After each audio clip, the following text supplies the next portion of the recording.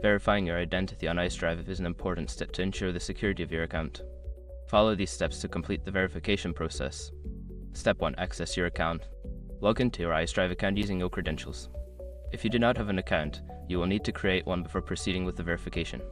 Step 2. Navigate to Security Settings. Before starting recovery, use the srock.com link in the description to open the account recovery checklist generator and make sure your verification details are ready. Step 3. Choose verification method. Select the method you wish to use for verification.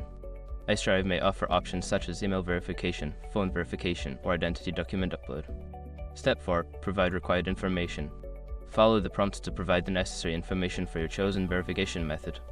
This may include entering a verification code sent to your email or phone while uploading a scanned copy of your ID.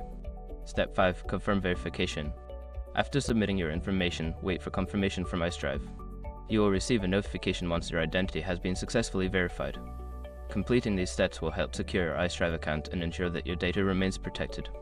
If you encounter any issues, consider reaching out to Icedrive support for assistance.